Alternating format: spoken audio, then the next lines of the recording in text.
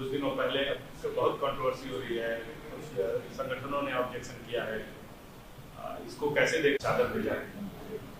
ये प्रधानमंत्री जो चादर भिजाए हैं, किसी शायर ने अच्छा कहा प्रधानमंत्री के बारे में।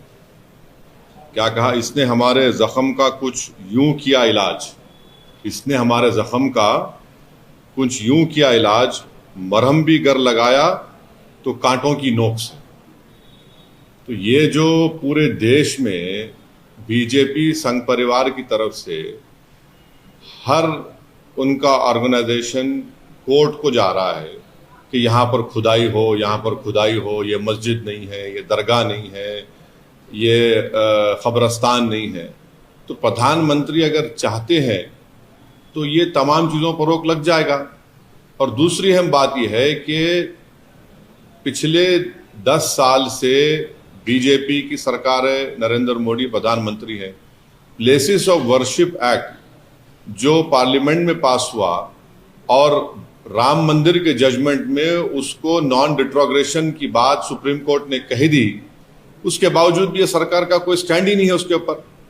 इसीलिए आज आप देख रहे हैं कि 7 से ज्यादा मस्जिद और दरगाह के मसले सिर्फ उत्तर प्रदेश से है, जहां पर बीजेपी की सरकार है और जहां से प्रधानमंत्री अपना एमपी का चुनाव जीत कर आते हैं। तो ये सिर्फ चादर भिजाने से कुछ फायदा नहीं होगा।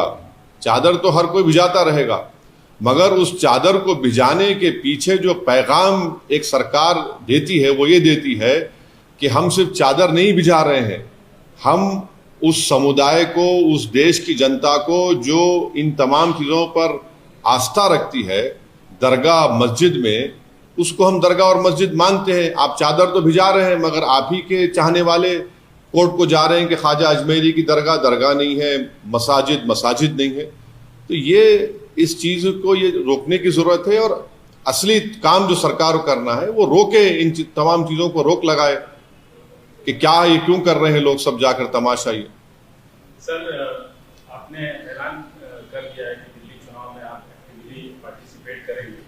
कल प्रधानमंत्री ने दिल्ली की जनता को कई सौगात दिए और साथ में जो मौजूदा सरकार है उसको उस पर कई तोहमतें उन्होंने लगाई और जो सौगात दिए, घरों के चाबी भी बांटे गए, उसमें हमने देखा कि अल्पसंख्यक समुदाय के लोगों को भी दिया। सबका साथ सबका विकास तो कहीं न कहीं उनके उस जेस्चर में दिखा। देखिए, मैं एक नहीं 2 से ज़्यादा आरटी एप्लीकेशन डाला हूं जिसमें हम सरकार से इस बात का डिमांड कर रहे हैं कि आपने अर्बन एरियाज में और अर्बन एरियाज से हटकर जो घर दे रहे हैं बनाकर, प्रधानमंत्री आवास योजना जो भी हो, उसका डेटा हमको दीजिए। बताइए आप कितने मुसलमानों को दे रहे हैं? देते ही नहीं है, बताते नहीं है। भाई क्या शेयर है उसमें जो आप गवर्नमेंट की स्कीम जो है इसमें मुसलमानों का क्या शेयर है? बताइए। अल्पसंख्यक समाज का, खास तौर से मुसलमानों का देते नहीं है। अब ये दिखाने को खड़ा कर देते हैं, थोड़ा बहुत देते हैं, मगर असल शेयर क्या है उनका वो नहीं बताना चाहते हैं। अब चुनाव है तो इसीलिए सब करना पड़ रहा है, मगर याद रखिए कि चाहे ये मौजूदा केजरीवाल की ड्रामेबाज सरकार हो या प्रधानमंत्री की कम्युनल सरकार हो, इससे ये बात मालूम हो रही है कि अगर 1 नेशन 1 इलेक्शन होगा तो फिर ये सब चीजें नहीं मिलेगी। अब पार्लियामेंट का चुनाव हुआ 6 महीने पहले, अब दोबारा चुनाव हो रहा है तो हर सरकार अपना अपना अनाउंसमेंट कर रही है। इससे देश को समझना है कि देश के जनता और उसके वोटर का फायदा करने के लिए ये सब अनाउंसमेंट्स हो रहे हैं। गो इसका इकोनॉमिक इंपैक्ट जो होगा वो अलग बात है। तो इससे बात साबित हो रही है कि 1 नेशन 1 इलेक्शन देश के वोटर के हित में भी नहीं है, संविधान के खिलाफ भी है। कितने सीटों में आप दिल्ली इलेक्शंस में कंटेस्ट? अभी वो फैसला हो रहा है, हमारे दिल्ली अध्यक्ष उस बात का तय करके आपको बताएंगे। मगर जरूर हम चुनाव लड़ रहे हैं और अच्छी तरीके से लड़ने की हमारी पूरी कोशिश होगी। सर, और एक इशू है, गवर्नमेंट ने प्रोटेस्ट लॉन्च किया है, new China country, they are saying they are already in Ladakh. The government has launched a strong protest with China over the recent creation of 2 countries, or they are saying that they are already. ये क्या language है मोदी सरकार की? हम strong protest launch कर रहे हैं, फिर आप उनको बोल रहे हैं कि आके भारत में इन्वेस्टमेंट करो। फिर आप चाइना से कह रहे हैं कि ठीक है, हमारा जो इंपोर्ट इम्बैलेंस है चाइना से कंटिन्यू होता रहेगा। एक पॉलिसी तो रखिए ना। और हमको ये भी नहीं बता पा रहे हैं सरकार कि वो जो 65 में से 25 पेट्रोलिंग पॉइंट पर हमारी फौज पेट्रोलिंग करती थी, वो हम कर पाएंगे नहीं कर पाएंगे। और आप जो एग्रीमेंट चाइना से किए उसको ले जाकर यांग से अरुणाचल से मिला दिए। तो ये कोई चाइना की पॉलिसी नहीं है। मैं साफ तौर से कह रहा हूं, ये सरकार चाइना से डरती है। आपको हम स्ट्रांग प्रोटेस्ट क्या प्रोटेस्ट है? हमारी जमीन पर वो लोग ये एक कंट्रीज बना रहे हैं और डैम बना रहे हैं। और डैम बनाएंगे तो नुकसान किसको होगा? माने बिलियंस ऑफ डॉलर्स क्या उस चाइना ने अनाउंस कर दिया। तो खुद बीजेपी वाले कह रहे नुकसान हो रहा, तो क्या करेंगे? आप खाली जबानी बोलेंगे? आप सरकार में हैं, आप पावर में है, आप प्रधानमंत्री है, आपकी पार्टी है, आप इसको क्यों नहीं कर पाते हैं? रोक क्यों नहीं कर पाते इन चीजों को आप? मगर आपको चाइना से पैसा चाहिए इन्वेस्टमेंट के तौर पर। सर, केजरीवाल ने जो प्रेस्ट है अलग अलग माध्यमों को उनको एक अमाउंट देने का एक तनख्वाह मुकर्रर किया कि हम देंगे सत्ता में आएंगे। क्या ये तुष्टीकरण की राजनीति नहीं है? और क्या एक सवाल में एक और चीज है, क्या आपके वहां पर एक्टिवली पार्टिसिपेट करने की वजह से ये चीजें हो रही हैं? नहीं, देखिए, एक बात आपको हम बता रहे हैं, तुष्टीकरण का जो आप बात कर रहे हैं, दिल्ली में जितनी विधानसभाओं में जहां पर अल्पसंख्यक समाज, खास तौर से मुसलमान रहते हैं, आप जाकर उन इलाकों को देख लीजिए। मीडिया से मैं रिक्वेस्ट को जाकर देखिए, वहां पर क्या बुरा हाल करके रख दिए। दिल्ली का कचरा लाकर जहां पर अल्पसंख्यक समाज के मुसलमान रहते हैं वहां पर लाकर उसको फेंकते हैं। ये इनका जो बड़ा ड्रामा होता है केजरीवाल का कि हम क्लिनिक बनाए, स्कूल बनाए। कहां बनाया तुमने, बताओ, जहां पर अल्पसंख्यक समाज के मुसलमान रहते हैं? और तुम्हारा जो सरकार का जो परफॉर्मेंस है, डेवलपमेंट सब झूठा है, बकवास है। जाकर आप देखिए वहां पर जहां मुसलमान रहते हैं। चौथी बात यह है कि जो लोग जेलों में हैं उनके ताल्लुक से एक लफ्ज तो नहीं बोलते। जो उनके पार्टी के लोग भी हैं, भूल गए उन लोगों को। केजरीवाल को बेल हो गई, सिसोदिया को बेल हो गई, इनके तमाम नेताओं को बेल हो जाती है। और जब दिल्ली में जेनोसाइड हो रहा था, ठीक है, लॉ एंड ऑर्डर इनके पास नहीं है, मगर आप क्या करते हैं? मुख्यमंत्रियों पर राजघाट पर जाके बढ़ी आते हैं आप। मरने वालों को एस ग्रेशिया का जो पैसा देते हैं उसमें भी आप कम्युनलिज्म करते हैं। तो ये सब ड्रामेबाजी हो रही है। रियल डेवलपमेंट जहां होने का है, जहां पर दलित और मुसलमान रहते हैं, कुछ नजर नहीं आता हमको। सर, आप हमेशा से सावरकर की आइडियोलॉजी वगैरह को चैलेंज करते रहते हैं, उसकी मुखालफत करते रहते हैं। कल प्रधानमंत्री से एक डीयू में कॉलेज खोला जाएगा सावरकर के नाम पे, वीर सावरकर के नाम पे, क्या कहेंगे? नहीं, हम प्रधानमंत्री से एक ही बात पूछना चाह रहे हैं कि क्या उनकी सरकार कपूर कमीशन ऑफ इंक्वायरी के जो फाइंडिंग्स है, जिसमें चीफ जस्टिस कपूर साहब ने अपनी इंक्वायरी कमीशन रिपोर्ट में कहा कि सावरकर महात्मा गांधी के कत्ल के कॉन्स्पिरेसी में शामिल है, ये प्रधानमंत्री हमको बता दें। क्या वो इनकी सरकार उस Kapoor commission of inquiry report को मानती है, नहीं मानती है?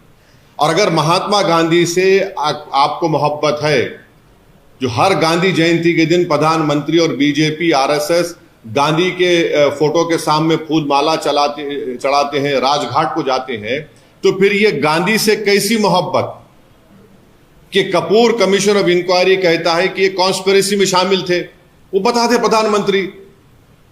भाई, आपको मुगल नाम से नफरत है, ठीक है, हम समझ सकते हैं, आपको एलर्जी है उससे, मगर ये तो बता दीजिए कि गांधी से मोहब्बत है और गांधी के कॉन्स्पिरेसी में जिसका रोल रहा, आप उनसे ही मोहब्बत करते हैं। ये कैसी मोहब्बत है? ये तो डबल टाइमिंग कर रहे हैं मोहब्बत में आप। सर, लग रहा है कि दिल्ली के चुनाव में हिंदुत्व की होड़ हो गई है आम आदमी पार्टी और बीजेपी में। दोनों हिंदुत्व पे हैं, दोनों में फर्क क्या है? कोई फर्क नहीं है दोनों में। दोनों आइडियोलॉजिकली एक ही है। दोनों की पैदाइश, इनको पैदा करने वाली अम्मा का नाम है आरएसएस। एक को जनसंघ को पैदा किया उन्होंने, बाद में फिर वो 1980 में बीजेपी बनी। एक को उन्होंने 2012-13 में एक बड़ा इंस्टीट्यूट है, वहां पर लैब ग्रोन है ये हिंदुत्व, वहां पर पैदा किया इसको। सर, जो संभल वाले वायलेंस के मामले में उत्तर प्रदेश पुलिस ने खुलासा किया है कि जो गैंगस्टर इसमें इन्वॉल्व हो रहे हैं उनको डायरेक्शन सीधी तरह से दुबई से मिल रहा है, उसके ऊपर इन्वेस्टिगेशन। अरे गोलियां चल के 5 लोगों की मौत हो गई है, बच्चे हैं, छोटे बच्चे, उसमें सीने के ऊपर उनको गोलियां लगी है, को पीठ पे लगी है, और आप क्या कह रहे हैं? पूरा ओपनली आप एक समुदाय के खिलाफ आप जा रहे हैं। क्या ये जेब देता है वहां की एडमिनिस्ट्रेशन को कि आप एक ही समुदाय के खिलाफ जाए? आप इंसाफ करिए। इंसाफ का मतलब तो ये नहीं है कि आप उनको दबाए, उनको डराए। 80 से ज्यादा बच्चों को तो आप पकड़ चुके हैं, और एएसआई प्रोटेक्टेड मॉन्यूमेंट है संभल की मस्जिद, और उसके 5 फीट पर आप आउटपोस्ट बना रहे हैं। जरा तो शर्म आनी चाहिए कि तुमको एएसआई का जो कानून है 100 मीटर्स का, उसको पास व लिहाज नहीं है। आप परमिशन लिए एएसआई से? बताइए। वक्फ बोर्ड का डॉक्यूमेंट है, सुन्नी वक्फ बोर्ड का डॉक्यूमेंट है, बोलते उसको फेक है। तो अगर फेक है तो सुन्नी वक्फ बोर्ड पे केस बुक करिए। चलिए, आप क्या कर रहे हैं लोग? एक तरफा जुल्म हो रहा है वहां पर संभल में पूरा। और संभल को नया वो जो 1980 और 90 में जो तमाशे हुए थे, उस तरह का माहौल पैदा करने की कोशिश की जा रही है संभल में। सर, दिल्ली के चुनाव के मद्देनजर आप पे भी आरोप लग रहा है कि आप चुन के दंगों के आरोपियों को टिकट दे रहे हैं। एक बात सुनिए, इंदिरा गांधी के कत्ल के बाद जो सिखों पर जेनोसाइड हुआ और जितने एक्यूज थे उनको किस पार्टी ने टिकट दिया? किसने उनको मेंबर ऑफ पार्लियामेंट बनाया?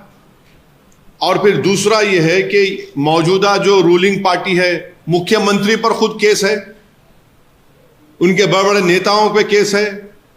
अब बीजेपी की बात ले लीजिए, कितने बीजेपी के सांसद हैं जो पार्लियामेंट में हैं, उन पर केस नहीं है, सब दूध के धुले हुए हैं। किसने यूएपीए जिस पे लगा था उसको एमपी बनाया?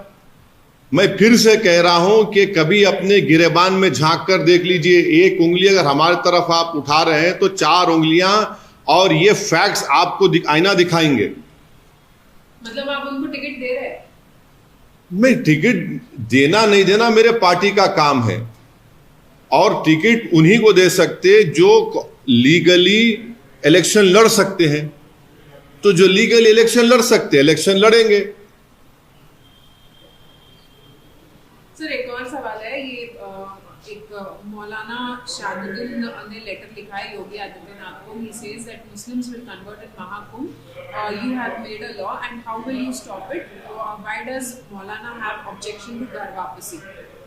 कौन है नहीं मालूम भाई, ये कौन है मेरे को नहीं मालूम, मैं जानता ही नहीं उनको। वो क्या चाह रहे? वो कन्वर्शन करना चाह रहे अपना।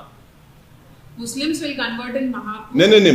नहीं, मौलाना अपने आप को कन्वर्ट करना चाह रहे तो मैं रोक नहीं सकता हूं। मैं रोक नहीं सकता हूं ना। Right to choice fundamental right है। अब मौलाना कूदना चाह रहे तो वो कूद सकते हैं, हमको क्या करना है उससे? हम अपने संविधान के तहत, अपनी मर्जी के तहत हम मुसलमान थे, है, और इंशाल्लाह सुबह क़यामत तक भारत में रहेंगे। ये हवा के झोंके आते रहेंगे थोड़ा थोड़ा, ये सब उससे फर्क पड़ने वाला नहीं। हमारे अब मौलाना की ये कौन है मैं जानता भी नहीं है महाशय को। इनको महाशय बोलना भी है नहीं मालूम, और कौन है नहीं मालूम। ये वो जाने, वो नहीं मालूम कौन है, मैं जानता नहीं उनको। महाकुंभ अभी शुरू होने वाला नहीं है। तो क्या उसका बोलने का मतलब क्या है? क्या करना चाह रहे वो? उन्होंने लेटर लिखा है योगी आदित्यनाथ को, सेइंग कि Muslims will convert in the Mahakumbh. You have made a law, how will you stop it? मतलब मुस्लिम्स जो है वो कन्वर्ट होंगे महाकुंभ में। महाकुंभ जो प्रयागराज में हो रहा है। नहीं, वो बेचारे वो अब नहीं मालूम कितना उनका आईक्यू है, मगर आप अगर हिंदू धर्म को छोड़ रहे हैं तब आपको परमिशन लेना है, तब आपको परमिशन लेना है। माने कलेक्टर से परमिशन, इससे परमिशन, और इसको आप जक्सटापोज करिए यूनिफॉर्म सिविल कोड से। यूनिफॉर्म कहां रहेगा फिर? आप बताइए कि यूनिफॉर्म सिविल कोड आप लाएंगे और फिर आप ये कानून भी रखेंगे, फिर आप लव जिहाद की भी बात करेंगे, तो क्या होगा बताइए? मजाक है और कुछ नहीं है ये।